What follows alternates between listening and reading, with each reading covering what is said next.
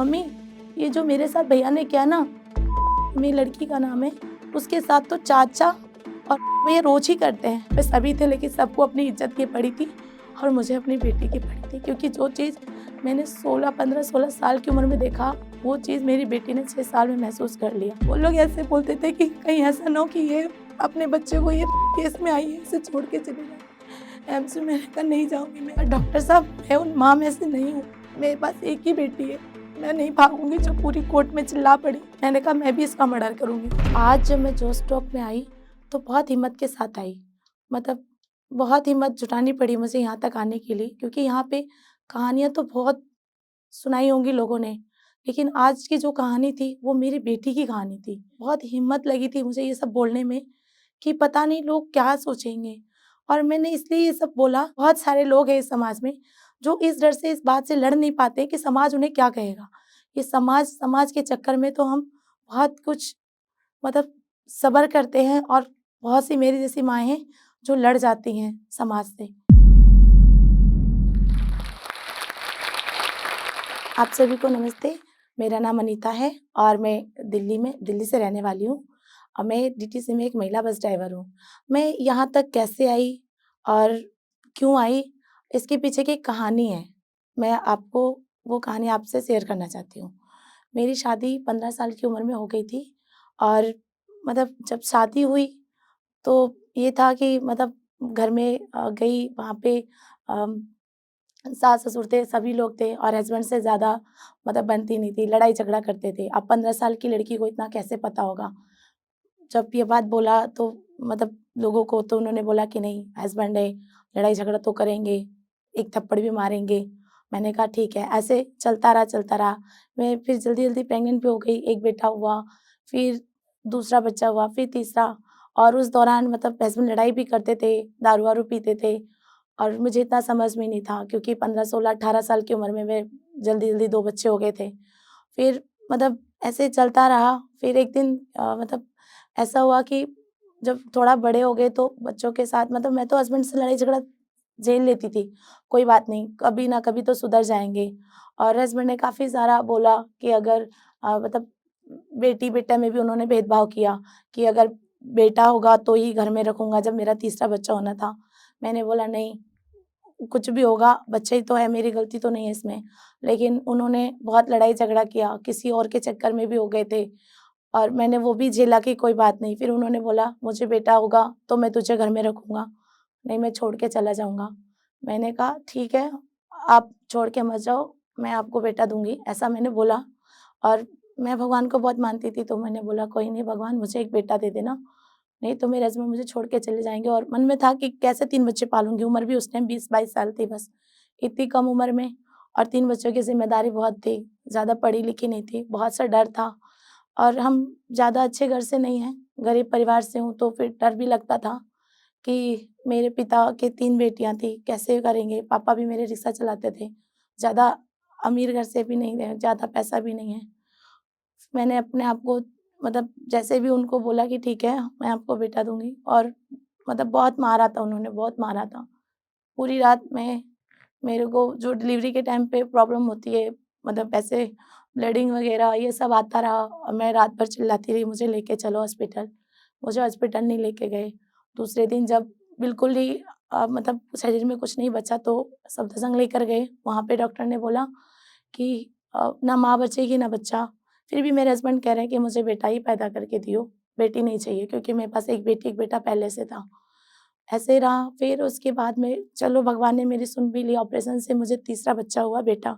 और मेरी और हस्बैंड की ये बात तय हुई थी कि हम आगे से वो मुझे नहीं मारेंगे, जो बिना फालतू मारते थे, और बहुत, बहुत, बहुत बुरा मारते थे। ऐसा लगता था बेटी होना ही पाप है, क्योंकि इतना कौन मारता है, इतनी कम उम्र में इतना मारते थे, बेवजह उल्टी-सीधी हरकतें करते थे। वैसे भी जो एक हस्बैंड वाइफ के बीच में होता है, उसको भी गंदा-गंदा करते थे। मुझे तो पता ही नहीं था कि ये सब भी करते हैं, और मैंने काफ़ी केस किया, पुलिस थाना सब किया। पुलिस वाले बोलते थे हस्बैंड वाइफ की लड़ाई है, हम क्या कर सकते हैं। फैमिली वाले बोलते थे कि पति है, पति को खुश नहीं रखोगे तो कौन रखेगा? जब पति की कमाई खाओगे तो पति को खुश भी रखोगे। चलो मैंने कहा कोई बात नहीं, ये भी चलता रहा। लेकिन जब वो तीसरा बच्चा हुआ था उसके बाद हस्बैंड ने 1 हफ्ते में ही मुझे बहुत मारा था, सिर्फ़ एक साथ में सोने के लिए।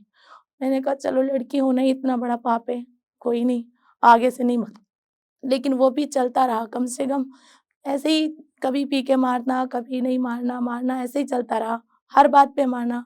हाँ करूँ तो भी मार, ना करूँ तो भी मार। फिर मैं भी लड़ जाती थी, कब तक सहूँगी आखिर इंसान हूँ, पत्थर थोड़ी नहीं हूँ, मुझे भी तो दर्द होता है। जैसे वो अपनी माँ से हैं, वैसे मैं भी अपनी माँ से हूँ। काफ़ी चीज़ें चलती रहीं, ये सिलसिला कम से कम बच्चे मेरे हो गए, थोड़ा छोटा वाला लड़का 2-3 साल का हो गया, लड़की हो गई बड़ी थोड़ी-सी, बेटा हो गया थोड़ा-सा। लेकिन ये कहानी इतनी पे नहीं थी, इसके आगे और भी था कि मेरे हस्बैंड से मैं अलग हम दोनों अलग ही रहते थे। वो अपनी फैमिली से अलग थे और मैं उनके साथ ही रहती थी अपने मायके के पास किराए पे कमरा लेकर क्योंकि बच्चों को सँभालना था और घर वाले भी इतना अच्छे नहीं थे, सास तो ससुर तो मेरे थे नहीं, सास थी। मैं अलग थी, फिर हस्बैंड ने ऐसे झूठ बोला, उनका घर जो बना हुआ नहीं था, उन्होंने बोला कि चलो अपने घर चलते हैं क्योंकि मैंने घर बना लिया। जो चौथा फ्लोर था वो बिल्कुल खाली था, लेकिन मैं वहाँ जाती नहीं थी। सबों ने लड़ाई करी थी तो बाहर निकाल दिया था, मेरा मायका पास में था, मैं वहाँ रहती थी। फिर उन्होंने झूठ बोला कि चलो मैंने घर बना लिया है और अपने घर में रहेंगे ऊपर के कमरे में चौथे फ्लोर पे। ज़्यादा बड़ा नहीं था, छोटा ही कमरा था। जब मैं वहाँ गई तो 17 दिसंबर की बात थी। 17 दिसंबर 2014 में गई थी मैं ससुराल अपनी, तो वहाँ पे कुछ भी नहीं बना था, ऐसे पन्नी तान के रहे हम और नीचे मिट्टी थी और कुत्तों ने लैट्रिन भी कर रखी थी, बहुत बुरा हाल था। बट मैंने कैसे भी करके थोड़ा-थोड़ा मेरी सास ने मदद की, जैसे चादर लाना हुआ, तो उनको ताना और बनाया। उसी में मैंने अपने हस्बैंड के साथ गुज़ारा किया, पानी भी भर जाता था। मैं कहती थी भगवान बारिश ना आए नहीं तो मेरा घर में पानी भर जाएगा। बहुत पन्नी ऐसे ब्लैक कलर की पन्नी आती मोटी-सी उस पन्नी को ऊपर से ताना, बनाया, फिर मैंने ईंटों से बिस्तर बनाया, उसके ऊपर लकड़ी के फट्टे रखे। बच्चों को तीनों बच्चों को लेके उसमें रहती थी और नीचे के फ्लोर में जो बना हुआ था, उसमें मेरी जेठानी और देवरानियाँ रहती थी और सास रहती थी। हस्बैंड काम नहीं करते थे, तो फिर वो पैसे कहाँ से लाते? फिर ऐसे ही चलता रहा, फिर एक दिन मैंने बोला मैं ना काम करने जाती हूँ, क्योंकि पहले जब तीसरा बच्चा पेट में था तो मैं काम करती थी। लेकिन जब वो हो गया तो उसको सँभालने के लिए कोई नहीं था। फिर मैंने वहीं पास में ही कंपनी थी ऐसे फील्ड का काम था, फिर मैंने वहाँ शुरू किया। वहाँ से काम करती थी, थोड़ा बहुत पैसा मैं लाती, थोड़े हस्बैंड ये कि घर में बच्चे भूखे नहीं सोते थे, लेकिन पैसा फिर भी नहीं बचता था। यहाँ से भी मैं चुप थी कि चलो ठीक है आगे बदल जाएगा। जेठानी-तेठानी लोग फिर अब जब तीसरा बच्चा हो गया तो थोड़ी मदद भी करने लगे थे। ये सब ऐसे ही चलता रहा और मेरे हस्बैंड मुझे फिर भी मारते रहे, लड़ाई झगड़ा करते रहे। फिर छोटा वाला बेटा थोड़ा बड़ा हो गया था और सब लोग उसे प्यार करते थे, मैंने कहा चलो कोई नहीं, हस्बैंड नहीं करते तो सास है और जेठ-जेठानी ये करेंगे। और हमारे मेरे हस्बैंड ने मेरा हाथ तोड़ा था, उसी दिन बिना फालतू कोई लड़ाई नहीं था, वो तोड़ दिया कि मैं तेरा हाथ तोड़ दूँगा क्योंकि तू काम करने जाती है। फिर वहाँ से भी मैं ट्रॉमा सेंटर अकेले ही गई, वहाँ से इलाज कराया। मेरा जेठ बड़ा वाला मेरे साथ गया था, मेरे हस्बैंड ने फिर भी उस पे इल्ज़ाम लगा दिया कि ज़रूर कोई चक्कर है जभी वो तेरे साथ गया। अगर एक बड़ा जेठ भाई के नाते चला भी गया तो क्या हुआ? भाई तो है, पिता के समान है वो। रात को लाके फिर उन्होंने मारा जबकि मेरे लेफ्ट साइड में प्लास्टर चढ़ा हुआ था, बहुत दर्द हो रहा था, वापस कर दिया। फिर 1 हफ्ते के बाद ही मेरे हस्बैंड ने मेरी लड़ाई में बोला तेरा पैर तोड़ दूँगा। तो मैंने अपने आप को बचाया तो मेरी सास भी बीच में ही बचाने के लिए और बेड से मेरी सास नीचे गिर गई। उनका लेफ्ट साइड का पैर मेरी सास का टूट गया था। बूढ़ी हो चुकी थी तो वो हड्डी क्रैक हो गई थी। फिर उनको लेके ना मैं फिर अपने मायके में हाथ टूट गया तो मेरी मम्मी लोग मुझे अपने मायके घर ले गए थे और इधर मेरी सास ऐसे ही थी घर में, पता नहीं था कि उनकी फ्रैक्चर हो गया है। फिर मेरी सास को दूसरे दिन पता चला कि एक्स-रे में आया है फ्रैक्चर हो गया और मैं अपने मायके में थी, मेरे भी हाथ में प्लास्टर चढ़ा हुआ था। मैं अपनी सास को लेके मतलब जेठ के साथ वहाँ गए लेडी हार्डिंग हॉस्पिटल, वहाँ पता चला कि उनको एडमिट किया जाएगा और उनका ऑपरेशन होगा। अब 5 बहुओं के साथ मैं ज़्यादा मतलब सास के मतलब प्यार करती थी कि एक माँ छोड़ा दूसरा मिला। मैं वहाँ रुक गई। अब जब मैं वहाँ रुकी थी, तब ये था कि यहाँ मेरे बच्चे तीनों अकेले थे। कहानी यहाँ से बहुत बुरी है क्योंकि इतना मतलब इतना बुरा किया उन लोगों ने जिनके लिए मैंने इतना करा, मार भी सही, इस परिवार को लेकर चली, सब कुछ किया।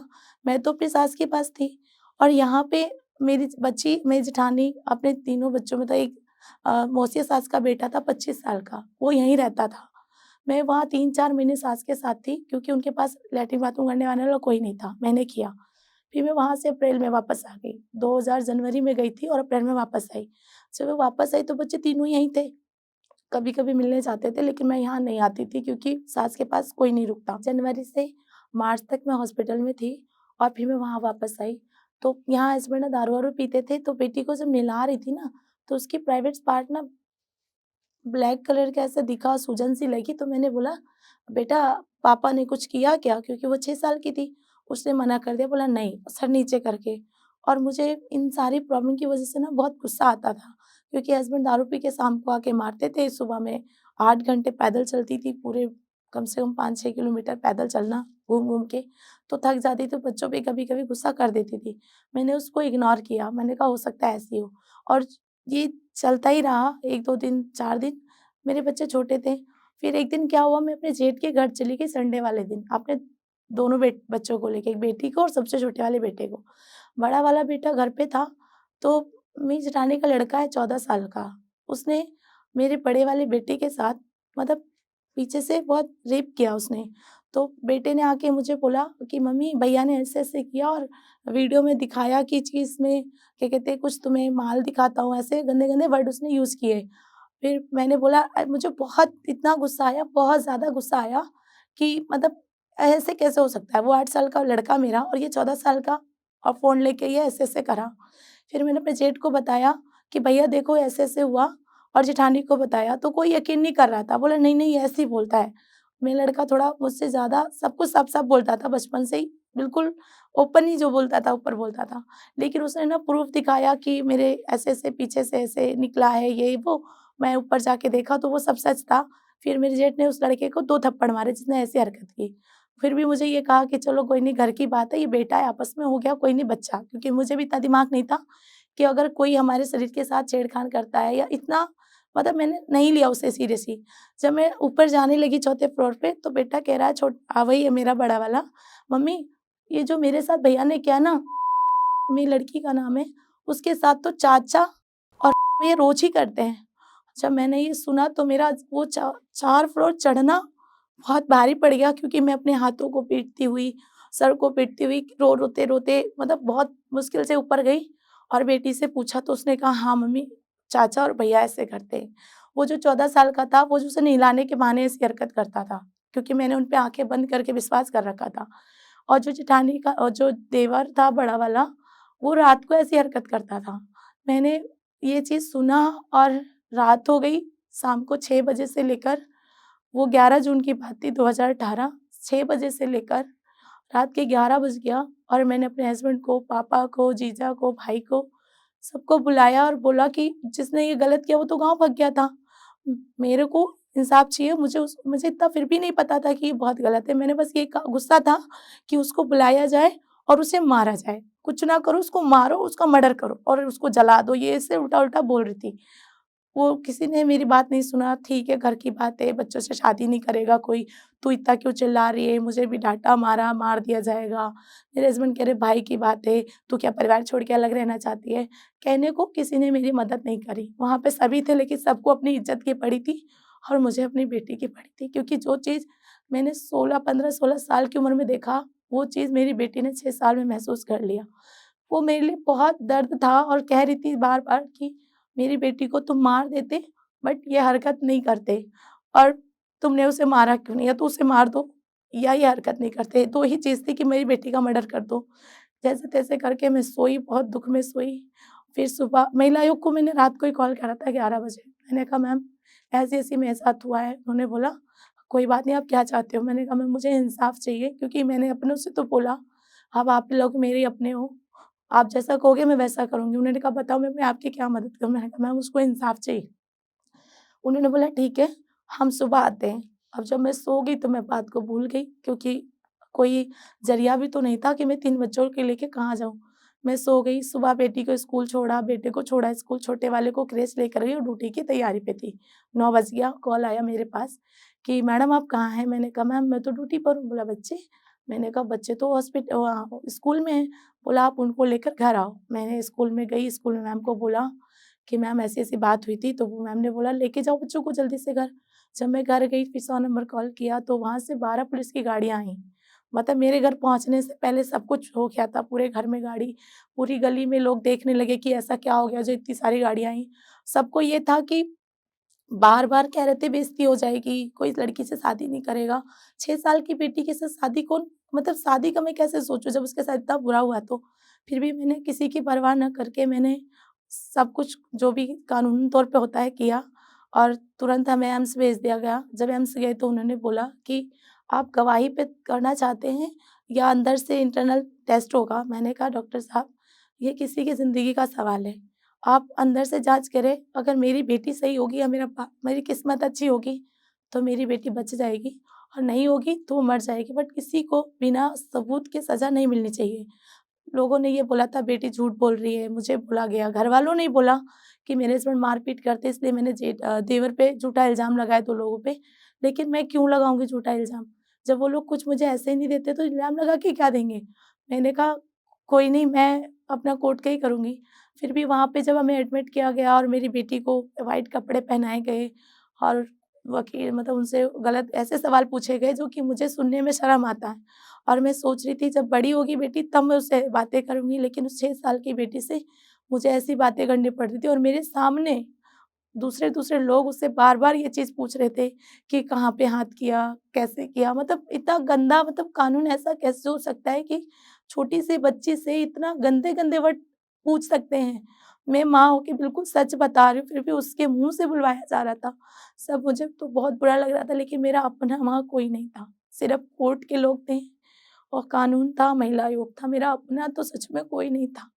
मैं 10 दिन हॉस्पिटल में थी और मेरे साथ एक पुलिस वाला था और मेरा वॉशरूम जाना भी मुश्किल था क्योंकि कहते थे कि बहुत सी माएँ अपने बच्चों को छोड़ के भाग जाती है ऐसे में।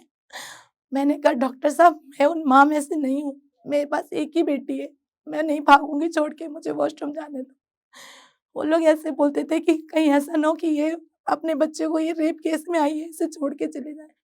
एम्स में मैंने कहा नहीं जाऊँगी मैं खुद भी वहाँ बीमार पड़ गई, लेकिन मेरे साथ मेरा कोई भी नहीं था और एक वहाँ पे वो पुलिस वाला रहता था, जो कि मेरे को कोई नुकसान ना पहुँचाए। अंदर मेरी बेटी का ऑपरेशन हो रहा था और बाहर मेरे हस्बैंड दारू पी के मुझे मारने के लिए आए कि इन दोनों को मार दिया जाएगा, तो हमें सज़ा नहीं होगी। मेरे को वो नर्स के कमरे में छुपाया गया कि मेरे हस्बैंड ना मारे मुझे और मेरी बेटी अंदर थी, हम 2 ही थे वहाँ पे। मेरे हस्बैंड को भेज दिया गार्ड ने एम्स में, फिर मैं शांत हुई, फिर हम ऐसे ही रात दिन 10 दिन कम से कम बीतता गया और 10 दिन तक हम भूखे प्यासे थे। मेरे पास पैसे भी नहीं थे और जो भी कोर्ट से या वकील या कोई भी आता था ना, तो कोई ये तो नहीं पूछता था कि मुझे भूख है या नहीं है, सब अपना पूछते थे। ये मतलब बयान लेते थे, सब करते थे और जो एम्स से खाना मिलता था वो तो मैं बच्चे को ही खिलाती थी। मेरे को कोई खाना देने वाला भी नहीं था। जो भी था वही 10 दिन करती थी। बस सबको ये डर था कि कहीं उनकी बेइज़्ज़ती ना हो जाए। मैंने जैसे-तैसे वो 10 दिन बिताए। 10 दिन के बाद कोर्ट में गवाही हुई। मजिस्ट्रेट के सामने वहाँ भी मेरी बेटी से ऐसे ही सवाल किए गए। मैंने मैम से कहा मैम प्लीज़ ये गवाही है वो और नहीं होनी चाहिए क्योंकि मैं नहीं चाहती मेरी बेटी जीवन भर इस बात को याद रखे। लेकिन फिर भी किसी ने साथ नहीं दिया और मुझे ऐसे कमरे में रखा गया था हॉस्पिटल में जहाँ पे बहुत कबाड़ सा था और उसके ऊपर कुछ स्पेशल ऐसे लिखा हुआ था वर्ड में, जिसे मैं सोच के आज भी रोना आता है कि मैंने अपने जीवन के इतने बुरे दिन देखे कि एक हॉस्पिटल में ऐसे कमरे में रहकर आई और वहाँ पे जो लोग एडमिट थे वो मुझे ऐसी नज़र से देखते थे, लगता था हाँ, मैंने और मेरी बेटी ने बहुत बुरा किया हुआ है, ऐसे देखते थे। मैंने कोई बात नहीं, कभी तो सब सही होगा और बस मेरे सामने मेरी बेटी थी और मैं अपनी बेटी को बोलती बेटा तुझे इतना कामयाब होना है, इतना बनना है कि जिसको सज़ा कानून नहीं दे पाया, उसको सज़ा तू देगी। मेरे से फिर गवाही हुई 2019 में 1 साल के बाद। मेरे से गवाही हुई वहाँ पे मतलब जो जज थी, उन्होंने बुलाया और बयान लिया मुझसे, बोला और जो मुज़रिम था वो जेल में था उस समय और उस समय कोरोना भी आ गया था।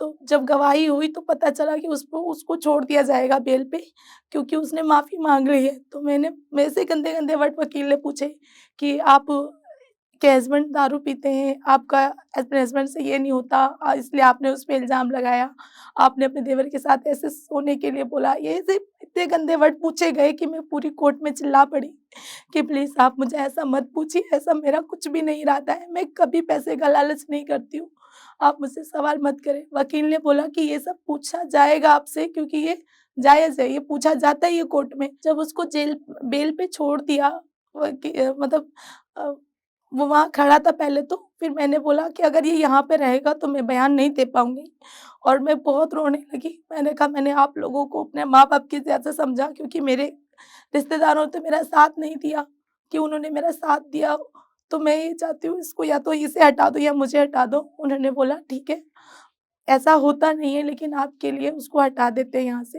क्योंकि मुझे इतना गुस्सा था, उसे मारने का मन था कि मेरी बेटी के साथ गलत किया और मैं इसका मर्डर कर दूँ। उसको हटाया, फिर बयान लिया मुझसे, पूछा ये सारा और बोला आप ऐसे रो-रो के बयान दोगे, ऐसा नहीं होता है कि आपके लिए उसको हटा दिया गया है, जो मुज़रिम है और उसके बावजूद भी आप इतना रो रहे हो, आप सीधा-सीधा बयान दो।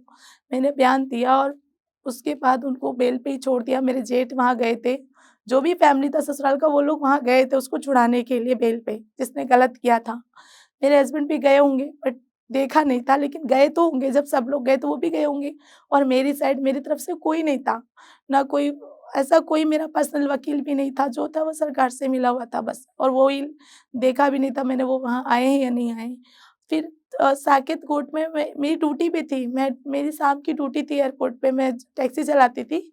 मेरा साइबर सिटी से पिकअप था 5 बजे का, तो मैं उधर तैयार हो गई ड्यूटी के लिए भी, मैंने कहा बयान देते हुए ड्यूटी निकल जाऊँगी कोर्ट से, इतनी जल्दी तो मैं फ्री हो जाऊँगी। मैं गई वहाँ पे और जब ये पता चला उसको छोड़ दिया, तो 3rd फ्लोर से मैं कूदने जा रही थी। इतना सा बच गई थी, सबने मुझे बचा लिया और पुलिस-वुलिस सब आ गए और वो मुझे अपने पास बिठा के फिर वो मुझे समझाने लगे। मैंने उन लोगों से भी यही कहा सर, इस कोर्ट के सहारे मैं 2 साल बैठी थी चुपचाप कि एक दिन इंसाफ होगा। आज इंसाफ की बात आई, तो इन्होंने ये बोला कि उसने माफ़ी माँगा। ऐसी क्या गारंटी है कि उसने इतना गलत किया 2 से 3 महीने मेरे बच्चे के साथ ऐसे ही करता रहा और उसके बाद भी कहते हैं कि माफ़ी माँग ली है। क्या गारंटी है कि आगे ऐसा नहीं करेगा? क्योंकि मैं तो पागल हो चुकी थी इस सब के पीछे कि उसको सज़ा नहीं मिल रही थी। घर से बेघर हम हुए, घर से निकाला हमें गया। हमसे बोला गया कि जब तक केस चलेगा हम इंडिया नहीं छोड़ सकते।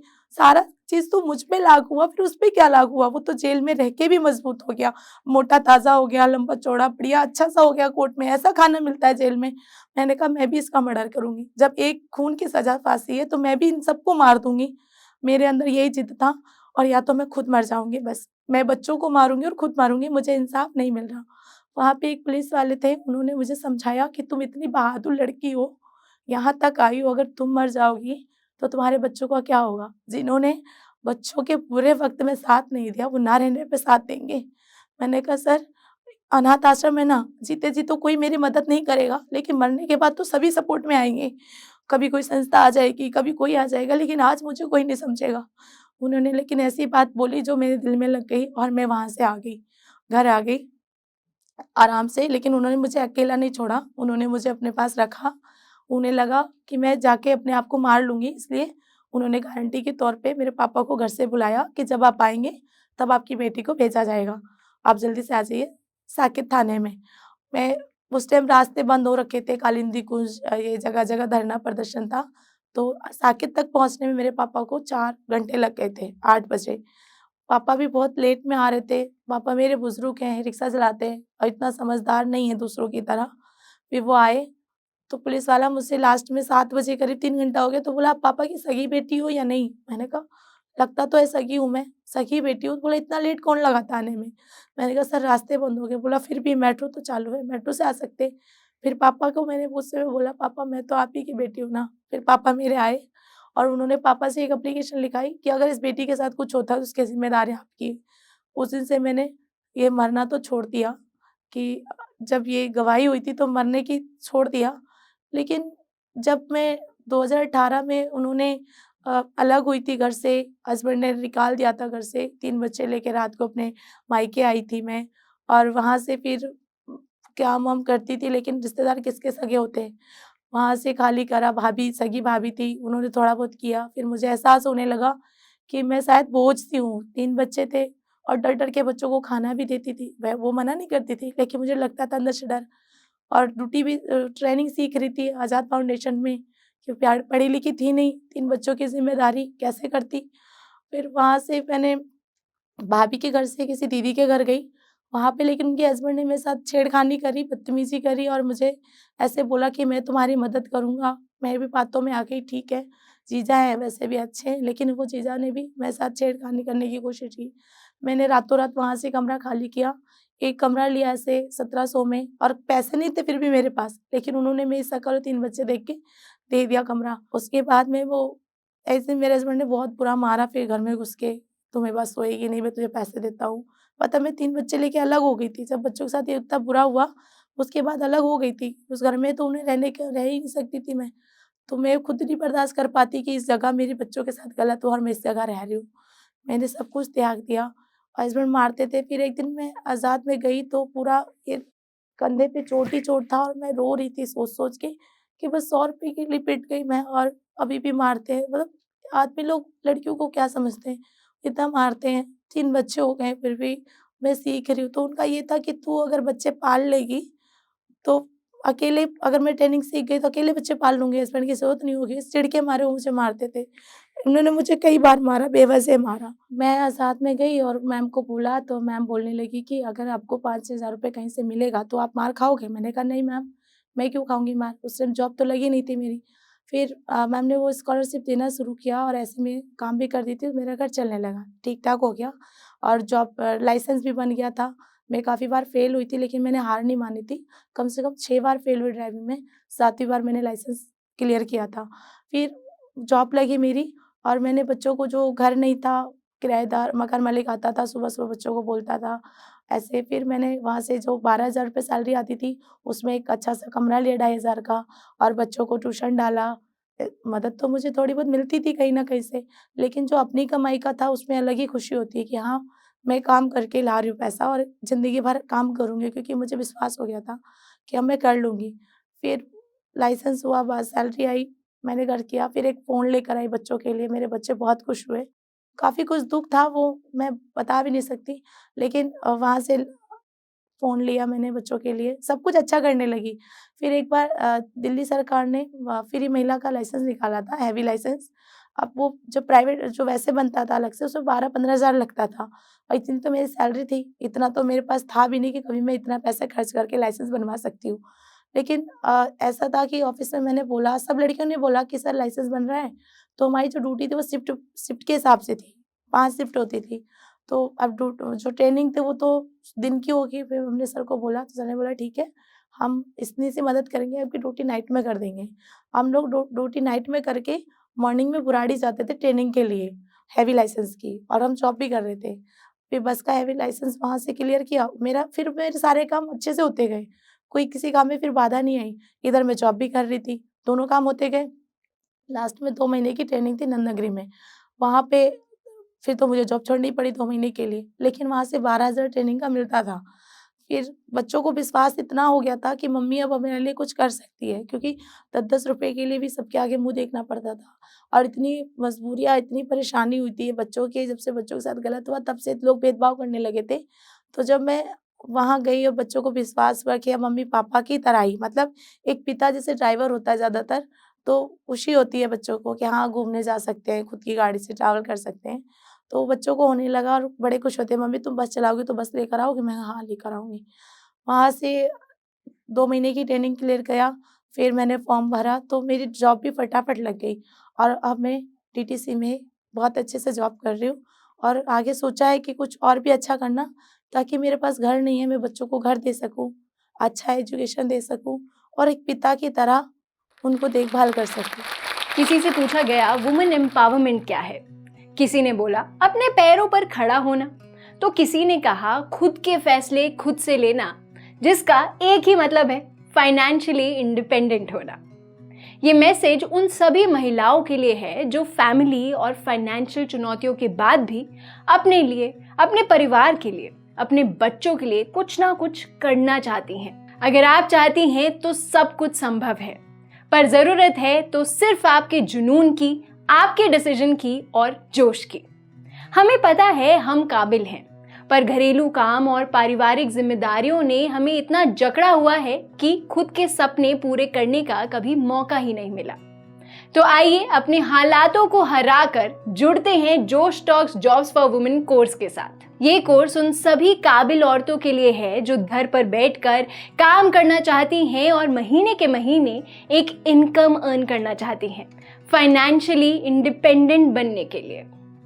अब खुद को रोकने का नहीं बल्कि आगे बढ़ने का समय है। पर कैसे, ये जानने के लिए नीचे दिए गए लिंक पर क्लिक करें।